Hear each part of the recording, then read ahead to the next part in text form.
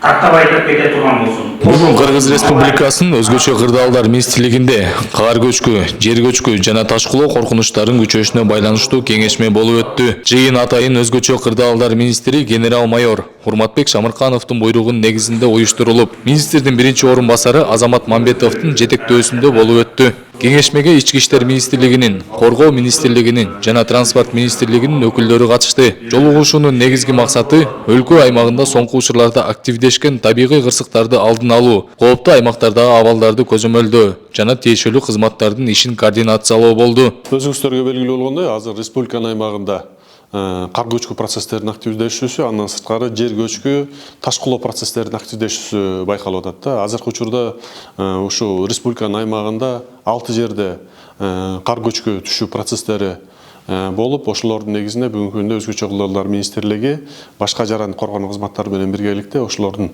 кесепеттерин жоюу иш-чаралары болуп атат. Алардын негизгиси бул Бишкек Ош автоунаа жолу, Бишкек Нарын Торгорт автожолу, Каракол Эңилчек жолу да, Мырзаке Каракол Алайкуу жолдорунда, Алабука Канышкыя жолдорунда ошо кар көчкү түшүү процесстери болду. Азыркы күндө ал жолдор ачык, бирок ошо кеңейтүү иш-чаралары жүргүзүлүп атат.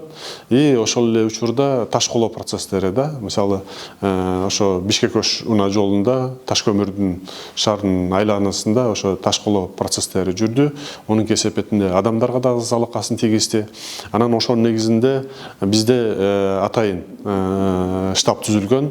Болбосо 2011-жылы атайын токтомдун негизинде ошо кар көчкүлөрдү, жер көчкүлөрдү алдын алуу, ошолорду коопсуз өткөзүү максатында ошо штаб түзүлгөн. Кеңешменин жыйынтыгында тиешелүү мамлекеттик органдарга бир катар тапшырмалар берилип, анын ичинде кооптуу тилкелерди убактылуу жабуу, атайын техникаларды даяр абалда кармоо жана зарыл учурда эвакуация иштерин жүргүзүү каралган. Кыргызгидрометтин берген маалыматы боюнча температура ушу февраль-март артында нормадан 1-2 градуска жогору болуп атат. Бул деген сөз, бул жаздын эрте келиши да. Мунун негизинде жерлерде кардын эрүүсүнүн тездеши, анан баягы ошол эле жер кар көчкүдөн башка дагы жер көчкү процесстерин активдешүүсү болот. Ошол боюнча дагы жергиликтүү бийликтерге тапшырмалар коюлду.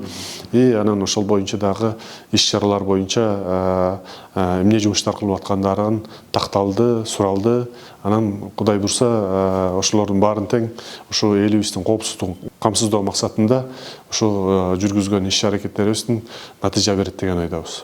Ал эми ÖKM жарандарды тоолуу аймактарга сапар алууда, аба ырайынын маалыматтарын көңүл бурууга, куткаруу кызматтарынын эскертүүлөрүн так аткарууга чакырат.